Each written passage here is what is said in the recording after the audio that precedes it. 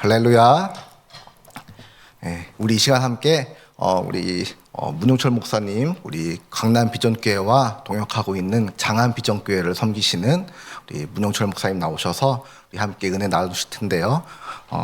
먼저 오늘 말씀 제목이 예수님을 내면의 왕자에 모십니다라는 제목으로 목사님께서 말씀 선포하실 때 여러분 많은 은혜 받으시길 소망합니다. 우리 목사님 나오실 때에 할렐루야로 인사하도록 하겠습니다. 할렐루야. 참으로 귀하고 감사하고 늘 성도님들이 함께 기도해 주시고 또 후원해 주시고 무엇보다도 한재영 목사님이 늘 35년 동안 한결같이 정말 동역해 주고 또한 멘토로서 잘 이끌어 주고 한 귀한 시간에 또 이렇게 귀한 강남 비전교회에 와서 금요 성경 아카데미를 통해서 주님의 말씀을 나누게 된 것을 감사드립니다. 우리 잠깐 기도 드리시겠습니다. 주님을 찬양합니다. 영원하신 우리 주 예수 그리스도의 구속을 찬양합니다. 주님의 성전에 나와 이 밤도 주님 앞에 예배를 드리는 각 성도님들, 각 심령, 각 가정 위에 주님의 한량없는 그 크신 사랑과 은혜로 이 시간 붙들어 주셔서 너는 내 것이라 내가 오늘날 너를 낳았도다라고 말씀하셨던 그 놀라운 은혜가 사랑하는 성도님들의 삶에 가득하기를 하나님의 자녀로서 하나님의 백성으로서 충만된 은혜를 누리기를 간절히 소망합니다. 주님, 오늘 말씀을 통하여 주님을 향한 더욱더 경배와 찬양이 뜨거워지게 하시고 하나님의 축복이 성도님들의 삶에 또한 한재욱 목사님의 사역에 함께하기를 간절히 소망합니다. 우리 주 예수 그리스도 이름으로 기도합니다. 아멘. 사랑하는 성도님들, 행복하십니까? 행복하다고 한다면 그분은 참 삶의 방향을 잘 잡고 가고 있지 않는가? 또한 정말 그 중심에 주님이 계시기에 나는 여전히 어려움 속에서도 행복합니다라고 말씀할 수 있지 않을까 생각해 봅니다. 제가 참으로 한결같이 20년 전이나 10년 전이나 지금이나 똑같이 보이시는 분이 계셔요. 그분은 이제 김영석 105세가 되신 연세대학교 명예 철학 교수인 김영석 교수를 볼 때 저 사람은 이제 어느 순간부터 한 10년 전부터는 늙는 것도 멈춰버렸나 이렇게 생각해요. 10년 전 모습이나 지금 모습이나 그렇게 별 차이가 없어 보였습니다. 그분이 그런 이야기를 했어요. 행복의 요소, 우리가 행복의 요소는 무엇일까를 말씀했어요. 그런데 마치 대나무가 매듭을 이렇게 만들어 가듯이 우리가 나이 연령대에 행복을 느끼는 요소가 좀 다를 수도 있다라는 생각을 그분의 글을 통해서 느끼게 되었습니다. 그분은 젊었을 때는 즐거움이 행복의 요소이고 중년이 되면 자기 자신이 자기 자신을 신뢰할 수 있고 또한 성취, 이루어놓은 성취들을 행복의 요소일 수 있다. 그리고 노년에는 보람 있는 일에 꾸준한 활동과 인격이 노년에는 행복의 요소일 수 있다 그랬어요. 그래서 제가 그 말을 듣고 참 생각을 해보니까 사람이 30대 초반까지는 즐거우면 행복하구나. 그러니까 젊은 청년 때는 즐거우면 행복한 거예요. 내가 남들보다 가진 게 많이 있고 그러지 않아도 내가 즐거우면 행복하구나. 그리고 이제 30대 중반부터 65세까지 노년에 들어가기 전까지 중년 때는 무엇이 행복할까라고 생각해 보면 자기가 성공하면 행복한 거예요. 자기가 꿈꿨던 일들을 이루었던지 어떤 형태로든지 성공했으면 행복한 거예요. 그리고 노년에는 무엇이 행복할까? 이제 저는 아직 안 살아봐서 노년은 모르겠습니다만, 그렇군가 보다라는 생각을 해봅니다. 그것은 이제 보람입니다. 나로 인해서 누군가가 참 다시 삶을 아름답게 살아간다든가, 또한 그 사람이 어려움을 극복하고 성공의 길로 들어섰다든가, 또는 내가 나의 어떤 도움을 통해서 이렇게 했다, 이런 것을 보게 되면 참 보람 있는 일. 누군가가 있었기 때문에 인간은 오늘 또 살아갈 수 있는 힘이 있는 존재 아니겠습니까? 홀로서는 결코 설 수 없는 그런 존재가 인간이 아닌가 생각을 해봅니다. 그래서 참 노년이 아름다우려면 인격이 아름다워야 되구나. 그런데 나이 들어서도 여전히 성공에 목말라 있다고 한다면 우리가 그런 말을 많이 하지 않습니까? 외적인 성취들 또는 부, 명예, 재물, 지위, 이런 외적인 것에 여전히 나이 들어서 하게 되면 그는 성공하다고 이야기할 수가 없겠어요. 행복하다고 말할 수가 없을 것 같아요. 오히려 그 노년이 되어서 삶이 참 불행하구나라고 느낄 수 있어요. 참 우리 인생이 아름다우려면 어떻게 해야 될까를 조금 오늘 같이 나눠보려고 합니다. 우리가 여전히 추구해 가고 있는 것은 외적 환경에 의해서 우리는 오늘 또 많이 우리의 행복감이 왔다 갔다 합니다. 내가 남보다 더 많은 돈을 가졌다든가, 남보다 더 많은 지위를 누리고 있다든가, 남보다 더 건강하다든가, 남과 비교해서 내가 이 정도면 되겠다라고, 어느 수준 이상이다라고 하면 어쩌면 행복하다라고 생각할 수 있습니다. 하지만 그것은 일면은 맞고 일면은 틀립니다. 그러니까 일면이라고 한다면 겉으로는 맞는 말이에요. 그렇지만 속으로는 그렇지 않을 수도 있다는 것입니다. 오랜 연구를 해본, 성공에 대해서 오랜 연구를 해본 사람들의 공통적인 이야기는 뭐냐? 내면의 평화, 그리고 영혼의 그 중심을 갖고 있는, 영혼을 소중히 여기는, 영혼이 아름다운 사람들, 이런 사람들이 진정한 사람들이 외적으로 보았을 때나 내적으로 보았으나 그를 성공자라고 인정하는 연구 결과들이 많습니다.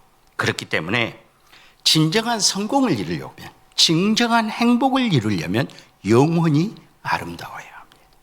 영혼이 아름다우면 외적인 것은 조금 안 되더라도 시간이 가면 당연히 그것이 우리에게 따라붙게 되고, 참 이게 아름다운 삶이었구나, 하나님이 나에게 주신 이 인생이 참으로 행복했구나 하는 것을 알 수 있습니다. 그러니까 성공은 마치 마차를 몰고 가는 마부와 같아요. 그러면 그 마부는 어떤 마부가 돼야 됩니까? 능숙한 마부가 되면 좋겠죠. 우리 신앙인들에게 비유를 해본다 한다면 참 영원히 아름다운 인생을 산 사람은, 그 사람은 참 행복을 향해서 나아가는 것이 바르다라고 할 수 있습니다. 제가 요 근래 성공한 사람들에 대해서 조금씩 이렇게 자료를 정리해 보다 보니까 정주영 회장이 그런 이야기를 했더라고요. 부지런하면 성공한다? 그 말은 맞을 수도 있고 틀릴 수도 있다. 그런데 부지런하고 열심히 노력하고 하는 것도 중요하지만 더 중요한 게 있다. 방향이 바라야 된다. 두 번째, 선택이 좋아야 한다. 이렇게 이야기를 했습니다. 또 수많은 사람들을 다 봐보면 공통적인 게 뭐냐? 요 사이에 저도 좀 책 중에서 좀 관심을 받는 건 워런 버핏의 삶의 원칙이라는 책이요, 최근에 나왔더라고요. 그래서 좀 한번 이렇게 쭉 읽어보는데 역시 마찬가지예요. 워런 버핏도 거기에 참 영혼이 아름다운, 자기의 영혼을 투자하는 시간에 많은 시간을 보내고 있어요. 그는 돈을 어떻게 하면 많이 벌까, 어떻게 하면 성공할까, 여기에 관심을 둔 게 아니라 어떻게 하면 내 영혼이 아름다울까에 시간을 많이 보내고 있다라는 것을 그 책을 통해서 느낄 수가 있습니다. 그렇습니다. 우리의 마음에 영혼이 광탈해 버렸어요. 영혼이 지금 완전히 나는 빠져나가 버렸어요. 그렇다 한다면 그가 아무리 많은 것을 이루었다 할지라도 그 삶은 엄청난 흔들림 속에, 엄청난 절망 속에, 좌절 속에, 두려움 속에, 불행 속에 있을 수도 있습니다. 우리는 영혼이 아름다운 삶이 되기 위해서 어떻게 내가 살아가야 할까라는 것에 방향을 잡고 간다면 그 삶은 결코 불행할 수가 없습니다. 가면 갈수록 행복할 수밖에 없습니다. 사랑하는 귀한 성도님들, 우리는 영혼이 아름다워지겠다라는 이러한 비전과 목표를 뚜렷이 해볼 필요가 있습니다.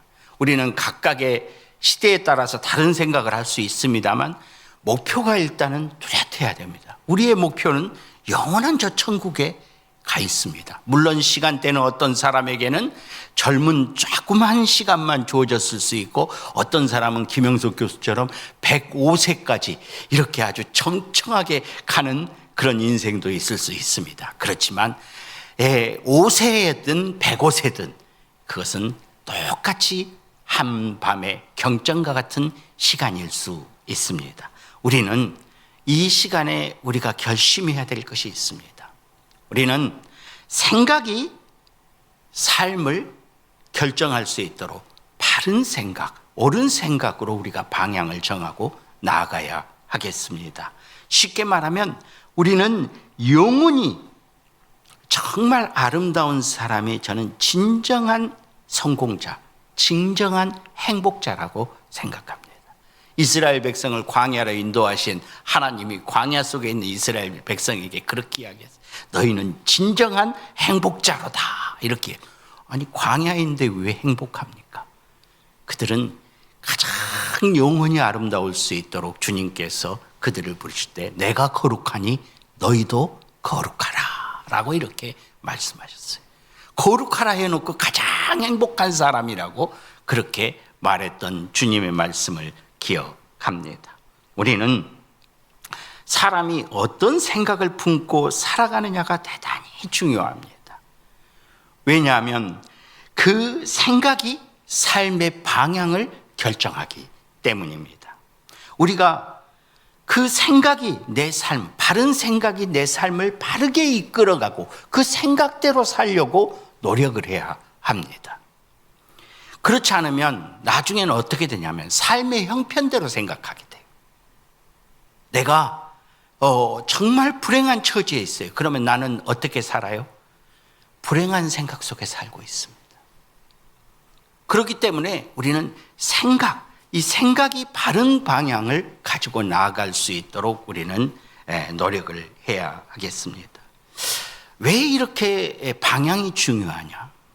마음속에 영혼이 아름다워지려고 하는 노력이 왜 소중한가는 가인을 통해서 했던 주님의 말씀 속에서도 우리가 발견할 수 있습니다. 창세기 4장 7절에 있는 말씀입니다. 잘 알고 있는 말씀이죠.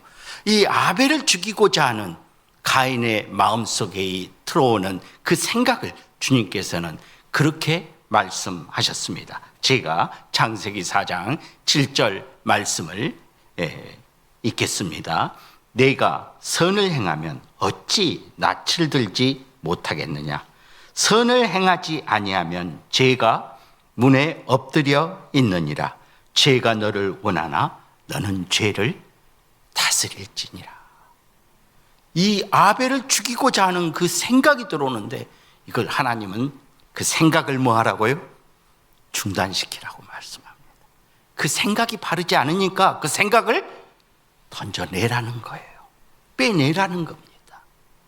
그런데 이걸 하지 못하고 결국 가인은 아벨을 죽이게 됩니다. 우리가 마음속에 그리는 이 생각들이, 삶의 그림들이 결국 나를 행동으로 이끌게 만듭니다. 그리고 그 행동을 하다 보면 그 행동이 오늘의 현실이 되는 거예요. 만약 생각 없이 내가 그냥 하루하루 살아갑니다. 또 현실에 그냥 되는 대로 살아갑니다. 순응하면서. 그리고 내 모든 삶에 대한 어떤 방향과 어떤 선택에 있어서 그냥 아무 생각 없이 본능대로, 느끼는 대로, 닥치는 대로 결정을 하고 갑니다. 그러면 어떻게 될까요? 내 삶은 엉망진창이 되는 것입니다.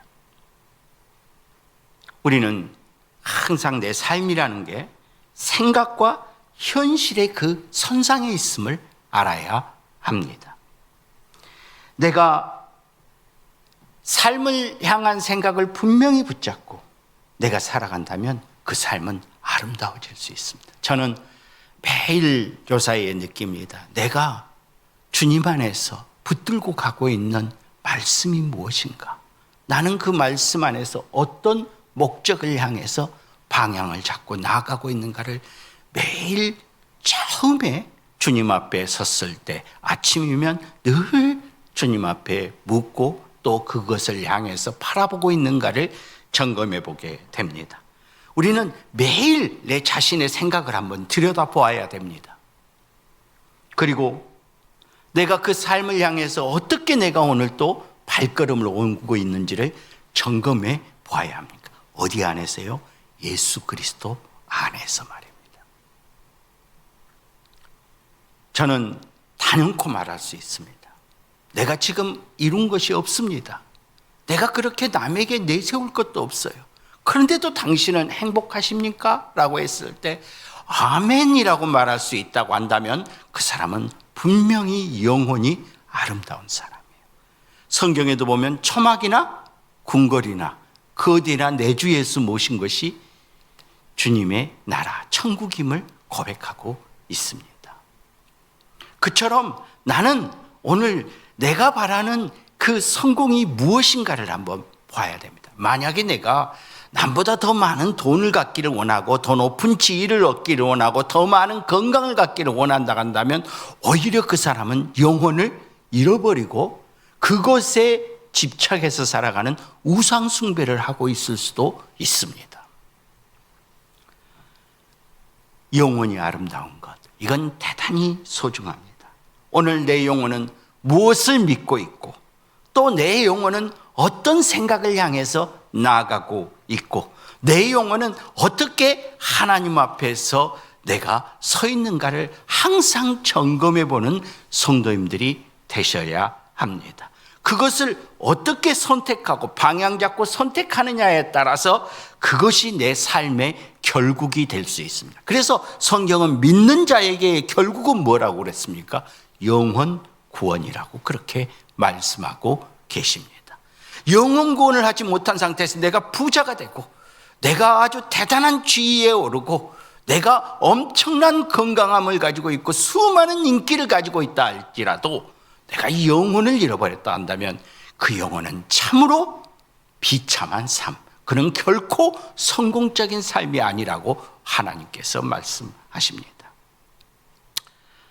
저는 늘 성경을 볼 때마다 영혼이 아름다워지기를 소망하는 믿음을 가져야 된다고 생각합니다. 그래서 저는 성도님들하고 365일 똑같이 인사를 나눕니다.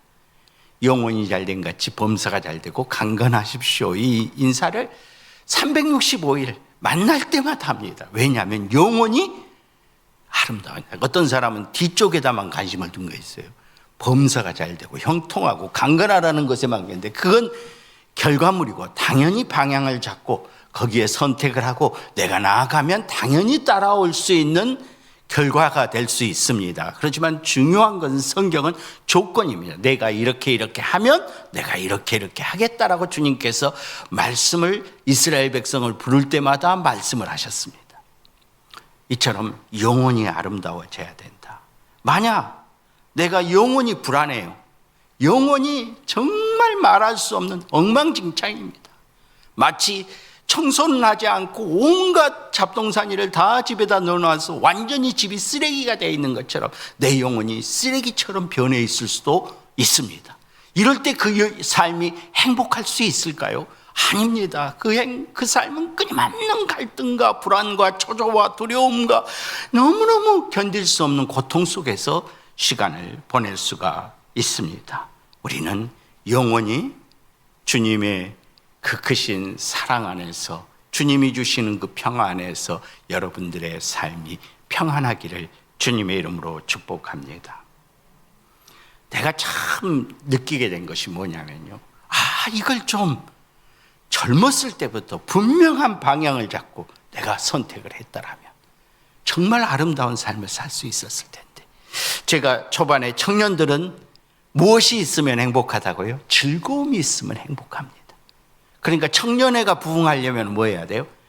즐거움이 있어야 됩니다. 청년이 나이 드신 분들처럼 그냥 이렇게 있으면 그냥 청년들은 온데간데 없어요. 근데 막 오면은 그냥 찬양을 하고 얼마나 즐겁고 행복하고, 그러면 행복이 넘치는 거예요.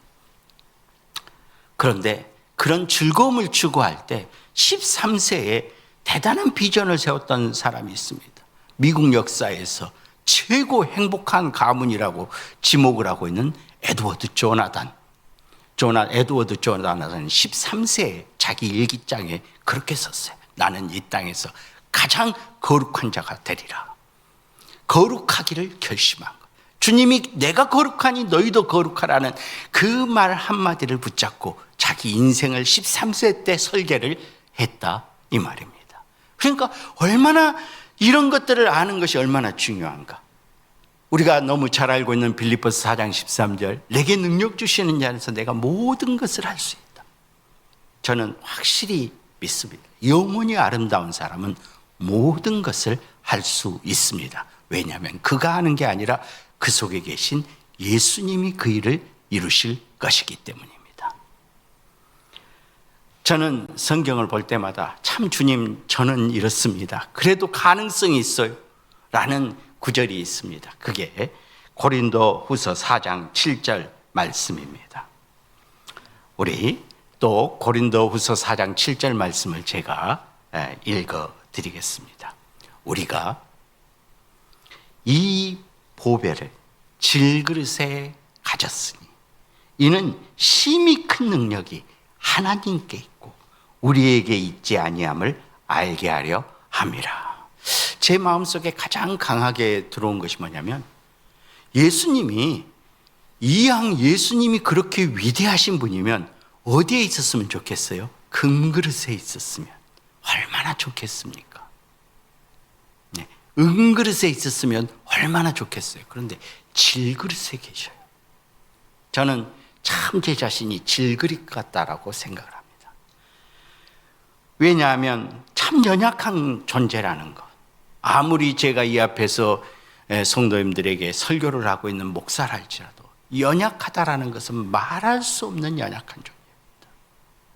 조그만 사건 속에서도 쉽게 흔들릴 수 있고, 어떤 조그만 생각 하나에도 크게 균열이 갈 수 있는 그런 연약한 존재입니다. 그런데 이 연약한 질그릇에 하나님은 보배를 담아 놓으셨어요.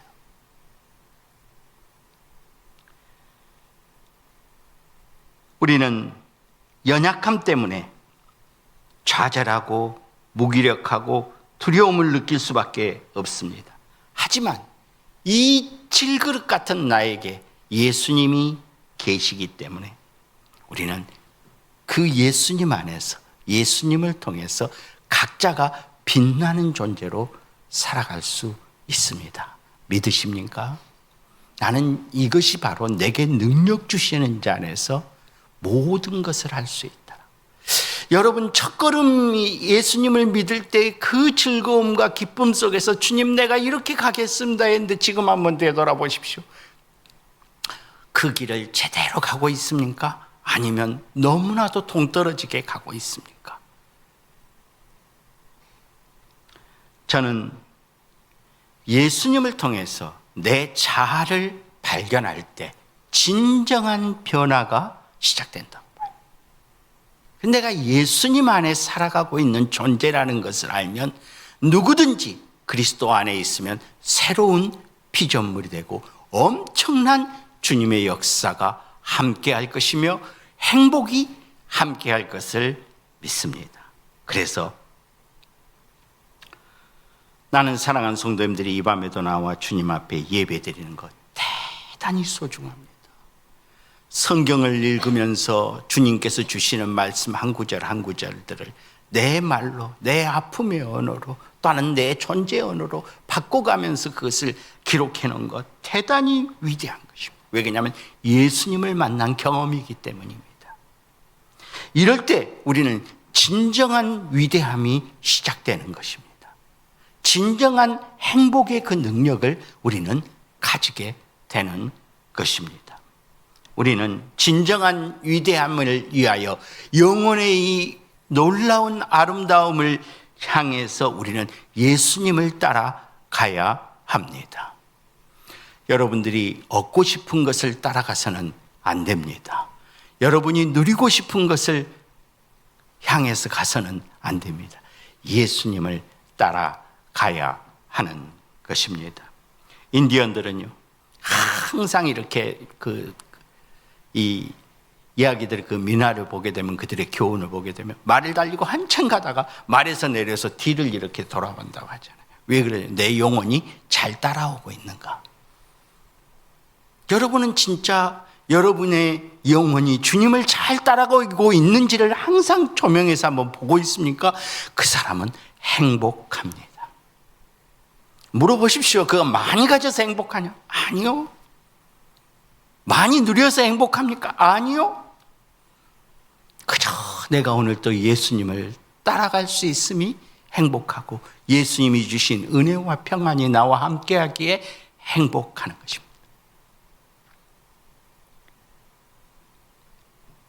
예수님은요, 우리가 상상했던 것과는 좀 다르게 했어요. 예수님은 높은 자리에 갖고 많은 사람에게 존경받는 그런 자리를 사모하고 그러지 않았어요. 오히려 가난한 사람들의 친구가 되셨고, 또 실패한 자들을 일으켜 주셨고, 절망과 두려움 속에서 어찌할 바를 모르는 자들을 붙들어 주시면서 평안을 주셨던 분이 예수님이십니다. 저는 항상 예수님을 보면 똑같이 이야기를 하셔요. 예수님은 한 번도 다르게 이야기하지 않지. 예수님을 내가 아무리 미약하고 나약하고 실패하고 정말 찢겨 있고 넘어져서 일어설 힘도 없는 것이라 할지라도 미천한 나의 삶이고 정말 사람들에게 짓밟혀서 아무것도 아닌 삶이 되어 있는 나에게도 주님은 항상 보면은 이렇게 말씀하셔요. 내가 너를 사랑한단다. 내가 너를 안다. 그러면서 너는 내가 목숨을 내어줄 만큼 사랑받은 존재야 라고 예수님은 말씀하십니다. 진짜 예수님을 알면 여러분의 삶의 위대함에 대한 목표와 비전이 달라집니다. 대다수 사람들은 예수님을 만나지 못하면 내가 얼마나 다른 사람보다 더 많은 것을 이루었는가, 더 많은 것을 누리고 있는가, 더 많은 것을 가지고 있는가, 여기에 위대함의 차이를 두려고 할 수 있습니다. 그런데요, 예수님을 만나고 나면 위대함이 뭐냐면 내가 얼마나 예수님이 하신 말씀에 오늘도 순종하며 살고 있는가. 내가 그 순종하며 살고 있다고 한다면 나는 위대할 수밖에 없습니다. 왜냐하면 그 위대함은 누가 주시기 때문에요? 주님이 주시기 때문에. 주님이 내 영혼 속에 위대함을 주시기 때문에 나는 그의 피조물로서 그 위대함을 누릴 수밖에 없습니다. 예수님과의 이 관계가 아름다워지면 이것이 바로 영원히 아름다워지는 비결입니다. 예수님과의 관계가 아름다워지기 위해서 내가 예수님 앞에 더욱더 나아가면 나아갈수록 내가 가야 할 목표가 뚜렷해지고 비전이 뚜렷해질 수가 있습니다. 저는 단언합니다. 매일 여러분의 내면의 왕자에 예수님을 나의 왕이신 예수님이요 오셔서 말씀하십시오 라고 종이 듣겠나이다 라는 이런 심령으로 주님 앞에 예수님을 내 내면의 왕자에 초대해 보십시오.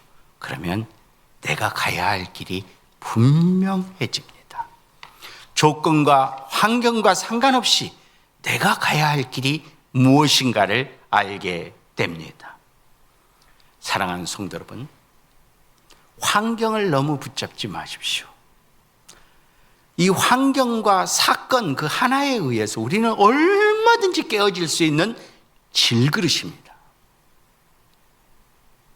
조금만 이렇게 있는데 어느 날 병원에 갔는데 정기 검진을 하러 갔는데 당신 폐암 말기입니다. 이래버리면 그냥 내가 모든 것이 다 가지고 있는 것이 다 끝나버립니다. 그 사이에서.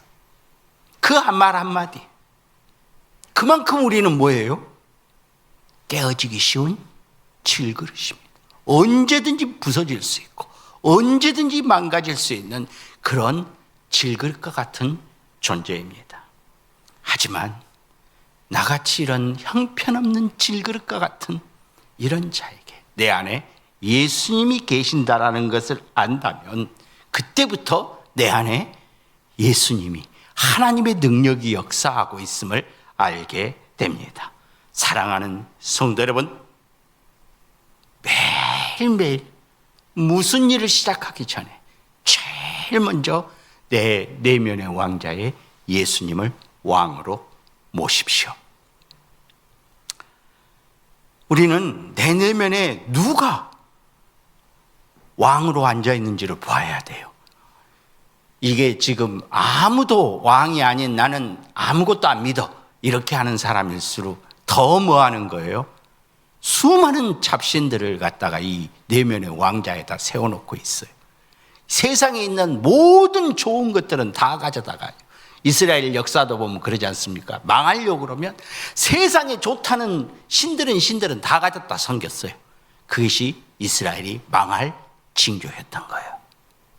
딱 한 분만 여호수아처럼 나와 내 집은 오직 하나님만을 섬기겠노라 라고 예수님만을 왕자로 모신 사람은 무너지지 않아요. 그런데 무너지려고 그러면 온갖 좋다는 것은 다 끌어다가 왕으로 모시게 됩니다. 여러분 어떤 사람은 자기 믿을 것은 나밖에 없다라고 자기를 믿고 있는 사람이 있을 수도 있어요. 자기 자신을 왕처럼 거기에다 앉혀놓은 사람도 있을 수 있어요. 또 어떤 사람은 세상의 기준을 왕으로 여기다가 딱 앉혀놓고 있는 분도 계십니다. 하지만 우리는 한 분만을 내 마음의 왕으로 모셔야 됩니다. 그건 바로 평강의 왕이신 예수 그리스도를 내 내면의 왕으로 모셔야 합니다. 저는 성경을 읽다 이런 예수님이 내게 오셨다라는 것을 너무너무 감사하고 예수님께 나아가는 것이 너무나도 편안하고 즐겁고 당연한 것이고 가장 우선시해야 되는데 그것을 잊고 산 것은 아닌가를 깜짝깜짝 잊고 사는 내 자신을 볼 때마다 내가 좀 어리석은 쪽을 향해서 발을 내딛고 있구나 하는 생각을 많이 해봅니다. 그렇지만 많은 어려움이 있어도 예수님을 내 왕자로 모시고 있으면 결코 흔들림이 없습니다. 요동함이 없습니다. 평강의 왕이 내 안에 좌정하고 있기 때문입니다. 이건 마치 풍랑이 있는 막 속에 배들이 흔들리고 있어 제자들이 막 물이 들어오니까 어쩔 줄 모를 때 예수님께서 뭐래요? 왜 무서워하느냐? 믿음이 적은 자들아. 그리고 풍랑을 향해서 바다야 잠잠하라 라고 하니까 그게 그대로 잠잠해 버리듯 내면의 왕이신 예수님이 계시기에 외적으로 일어난 일들은 그렇게 문제가 되지 않습니다. 이 예수님을 모셨다라는 것을 너무너무 위대하게 우리에게 이런 왕이 오셨다라는 것을 설명하는 그 놀라운 성경 구절이 있습니다. 이사야서 9장 6절 말씀이죠. 메시아 탄생의 예언을 할 때 늘 반복되는 말씀입니다. 제가 또 이사야서 9장 6절을 읽어드리도록 하겠습니다. 이는 한 아기가 우리에게 낳고 한 아들을 우리에게 주신 바 되었는데 그의 어깨에는 정사를 메었고 그의 이름은 기묘자라 모사라 전능하신 하나님이라 영존하신 아버지라 평강의 왕이라 할 것입니다. 우리에게 오신 메시아는 영원하신 하나님이십니다. 전능하신 하나님이시. 그분은 평강의 왕이십니다. 나는 예수님이 내 안에 계실 때마다, 왕으로 계실 때마다 평안을 얻습니다. 여러분도 그러신 줄 믿습니다. 그리고 예수님이 계실 때마다 그 혼란스러웠던 것이 질서를 가지게 됩니다. 질서는 대단히 중요합니다. 질서가 있어야 자유가 있습니다. 질서가 없으면 자유가 아니라 방종이고 그것은 폭력이 될 수가 있습니다. 질서를 따라갈 때 자유가 있음을 알 수 있습니다. 그렇기 때문에 그렇게 혼란스러웠던 삶도 예수님을 내 내면의 왕으로 모시면 질서가 생겨요. 그리고 왕이신 예수님께서 외부적인 일들도 새롭게 하나씩 정리되어 가기 시작하고 세워지기 시작합니다. 사랑하는 성도 여러분, 변화는 결코 밖에서 일어나서 안으로 오는 것은 진정한 변화가 아닙니다. 진정한 변화는 안에서 밖으로 나아갈 때 진정한 변화가 이루어질 수 있습니다. 사랑하는 성도님들은 내 내면의 왕의 자리를 누구에게 맡기고 싶으십니까? 두려움에게 그 내면의 왕의 자리를 내어주고 싶습니까? 아니면 욕망에게 여러분의 그 내면의 왕의 자리를 내어주고 싶습니까? 아니면 조용히 지금도 내 마음 곁에 와서 두드리시는 예수님께 내 내면의 왕의 자리를 내어드리고 싶습니까? 진정한 성공과 변화는 내면의 지배자를 바꾸는 자리에서부터 진정한 변화와 이 성공이 이루어진다는 것을 꼭 기억하시기 바랍니다. 이걸 가리켜서 뭐냐면 영적 전쟁이라고 그래요. 우리 눈에는 보이지 않지만 우리는 날마다 이 영적 전쟁을 치르고 있는 것입니다.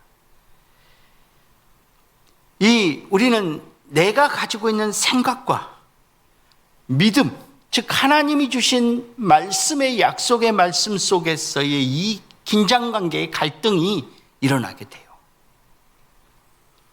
그럴 때 우리 마음속에는 하나님의 약속의 말씀보다는 내게 수없이 일어나는 이 감정과 어떤 여러 가지 지식 속에서 경험 속에서 일어나는 이 생각 속에서 우리는 뭐 하게 됩니까? 의심과 두려움을 갖게 되고 흔들리게 돼요. 그렇기 때문에 지금 오늘을 살아가고 있는 우리들에게 주님은 영적인 경각심을 주고 있습니다.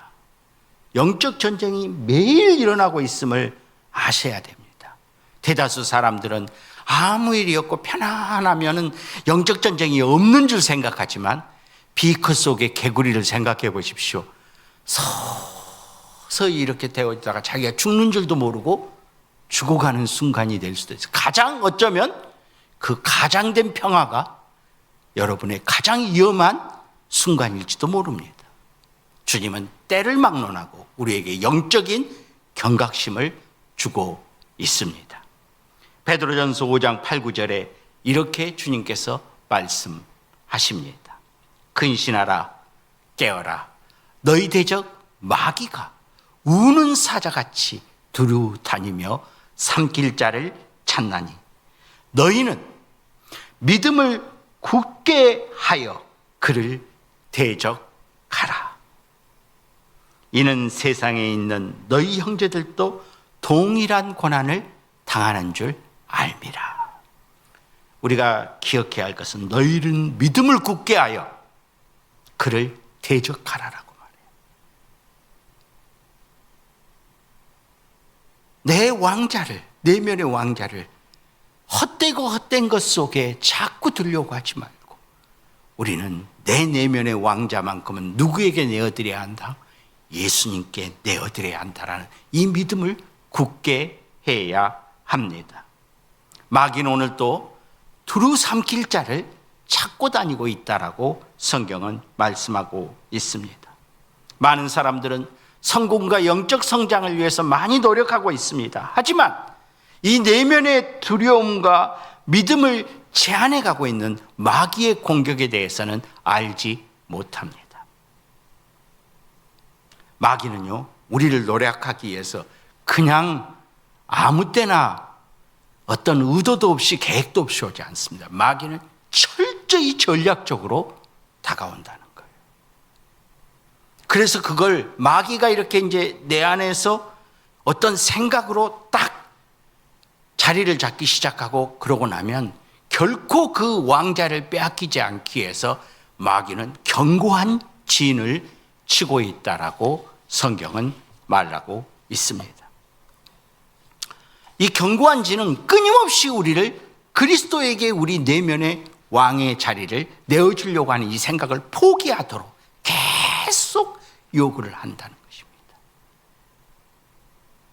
우리는 이 내면에서 시작되는 이 악한 마귀의 공격을 강력하게 이렇게 부수는 것으로부터 우리는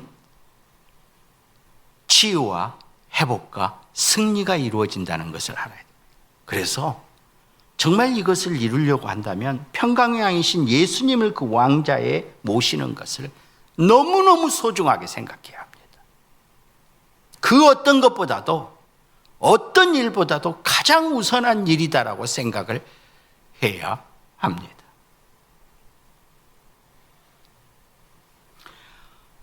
우리는 견고한 진이 있다는 것을 알지도 못합니다. 뿐만 아니라 어떻게 그 견고한 진을 무너뜨릴 수 있는지도 도무지 알지 못합니다.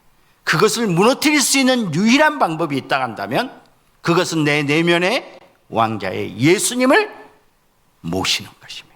날마다 모시는 것입니다. 가장 우선적으로 모시는 것입니다. 우리들의 싸움은 혈과 육에 대한 싸움이 아닙니다.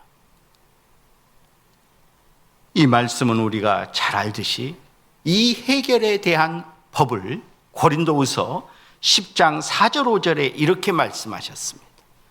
우리의 싸우는 무기는 육신에 속한 것이 아니요 오직 어떤 견고한 진도, 제가 견고한 진을 어떻게 무너뜨려야 할지, 어떻게 그 견고한 진과 싸워야 할지 모른다고 그랬어요. 그런데 이 어떤 견고한 진도 무너뜨리는 하나님의 능력이라.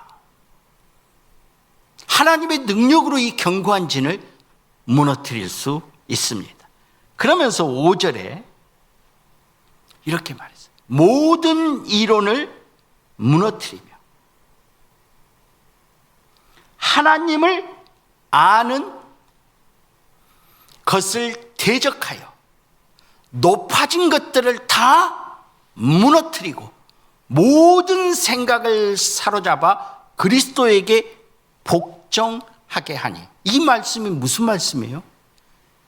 내 내면의 왕자를 누구에게 내어드린다? 묻지도 따지지도 않고 나는 무조건 예수님께 내어드린다라는 이야기입니다.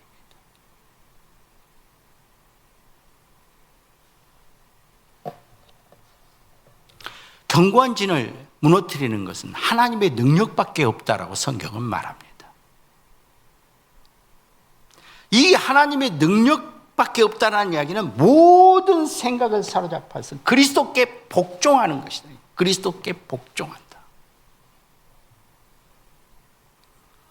내 자신을 쳐 그리스도께 복종하는 것. 예수님을 나의 내면의 왕으로 모시고 예수님의 명령에 따라서 가겠다라고 주님의 말씀 앞에 순종의 자세를 가지고 가는 것. 이것이 견고한 진을 무너뜨린다. 그렇기 때문에 내면의 왕자이신 예수님을 모신 사람들의 공통적인 특징은 뭐냐면 순종이에요. 순종. 주님의 말씀 앞에 내 감정, 의지, 지식을 내어던지고 순종하는 것이죠. 이게 얼마나 어려운 일인지 모릅니다. 보지 않고 있어도 사단은 내 속에다 만리장성을 쌓고 있어요. 자고 일어나면 만리장성을 쌓아요. 시도 때도 없이 만리장성을 쌓습니다. 그래서 한번 생각에 사로잡혀 버리면 그것을 빠져나오기가 너무 어렵습니다. 그래서 정신적인 이 질환의 공통적인 뭐냐? 생각에 사로잡혀 버린 것입니다. 그 생각에 사로잡혀 버렸기 때문에 거기서 빠져나오지를 못하는 것. 그런데 예수님을 내 내면에다가 왕으로 모시고 그 예수님의 명령에 따라서 내가 살아가겠다라고 순종의 의지를 가지면 이 생각이 끊어지기 시작하고 무너지기 시작한다. 그래서 순종의 능력, 이것이 바로 하나님의 능력입니다. 그래서 내가 순종하는 것이 내가 무슨 일을 이루었느냐, 얼마나 가졌냐, 얼마나 높아졌냐보다 더 중요하다는 것입니다.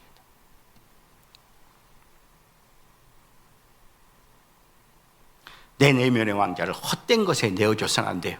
마귀에게, 사단에게, 잘못된 생각에게 내 내면의 왕자를 내어주는 순간 내 인생은 산산조각이 나버립니다.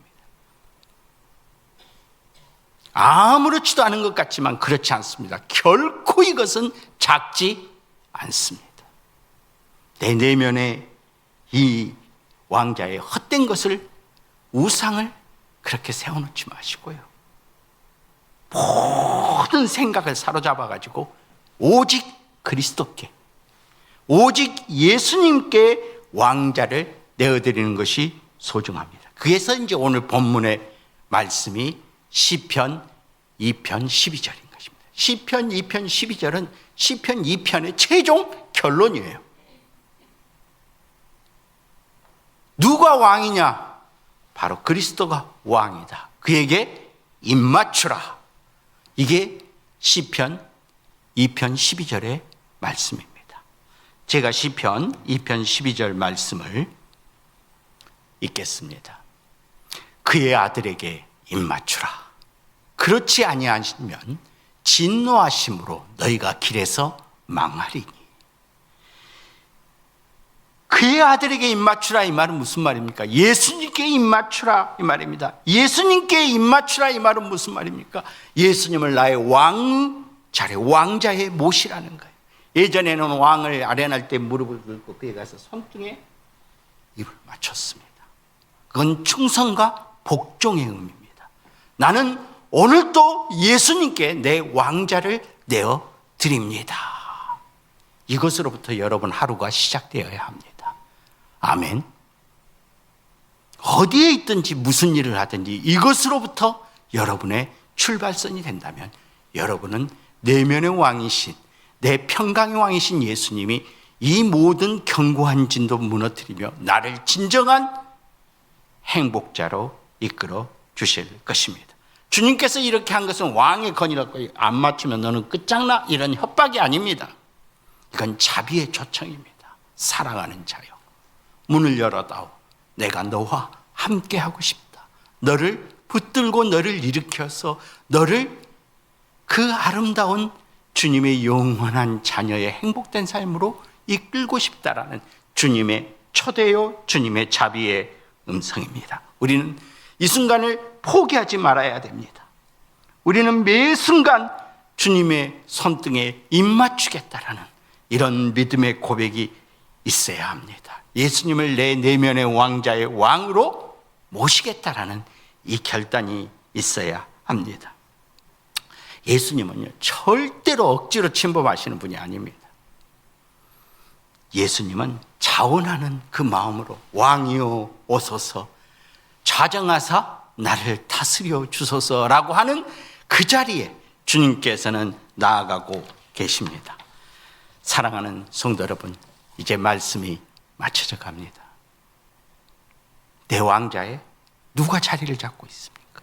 성공이, 부가, 행복이, 명예가, 권력이, 건강이, 자녀의 축복이 여러분의 내면의 왕자의 자리를 잡고 있습니까? 그 왕자의 자리에 헛된 것을 놓지 마시고 예수님을 내 내면의 왕자로 모시기를 바라봅니다.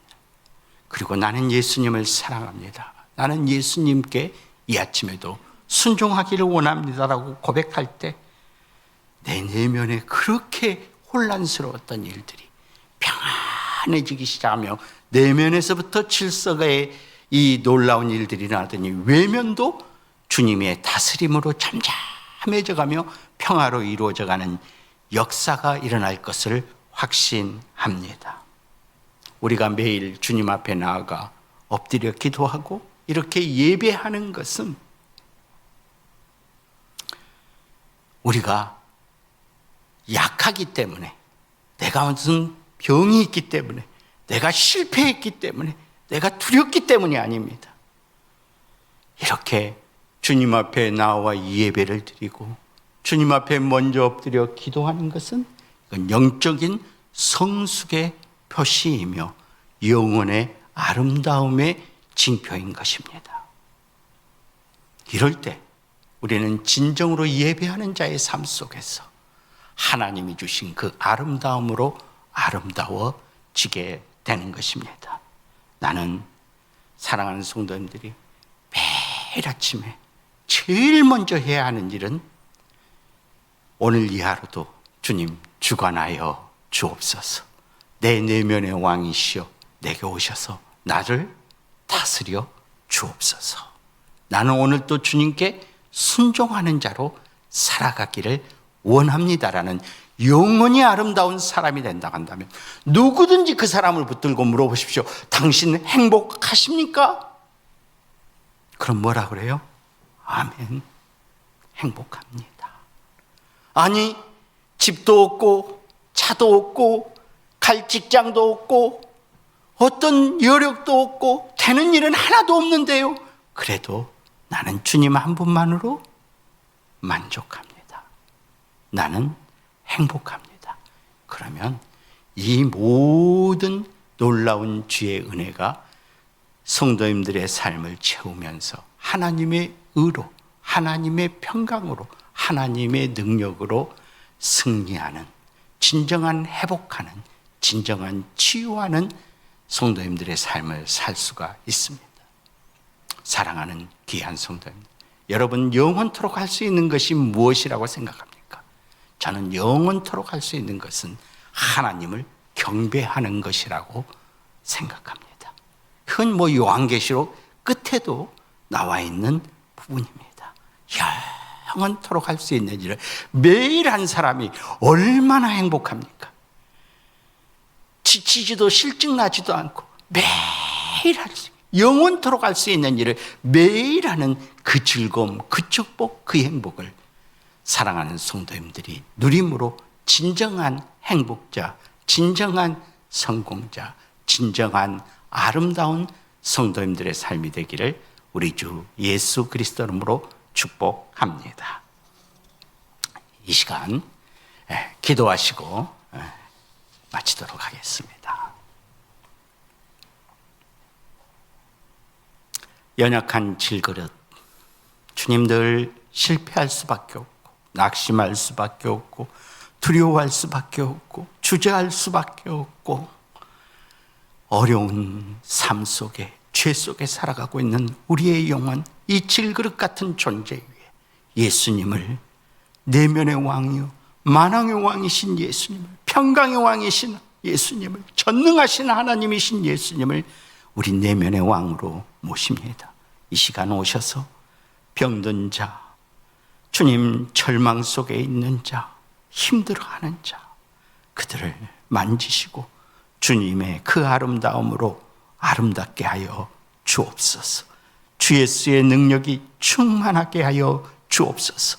오늘도 주의 말씀에 순종하는 예배하는 자로 살아가기를 소망합니다.